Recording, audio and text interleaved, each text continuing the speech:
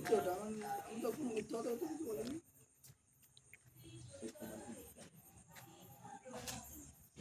আমাকে বললো না এটা, তোমাকে বলেছিল, আমায় বলো।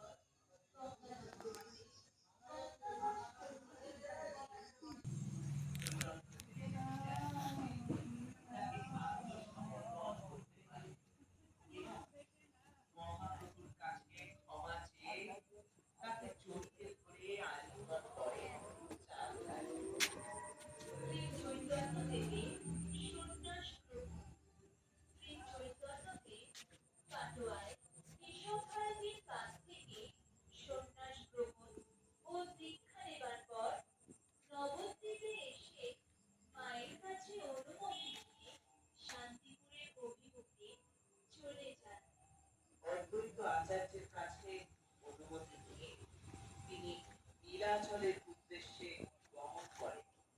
এরপর থেকে আর কোনদিন শ্রী চৈতন্যদেব নবদ্বীপে আসেন। শ্রী চৈতন্যদেবের হরিনাম সংকীর্তন ও নৃত্যের তালে তালে সারা প্রকৃতি নেচে ওঠে। শ্রী চৈতন্যদেবের অপরূপ রূপ দেখে, তার মুখে হরিনাম সংকীর্তন শুনে ও তার নৃত্যের তালে তাল মিলিয়ে নৃত্য করতে থাকে সারা প্রকৃতি, অর্থাৎ গাছ, পশু পাখি, জীবজন্তু, আকাশ বাতাস মাটি, কীট পতঙ্গ এবং নেচে ওঠে সারা বিশ্ব ব্রহ্মাণ্ড।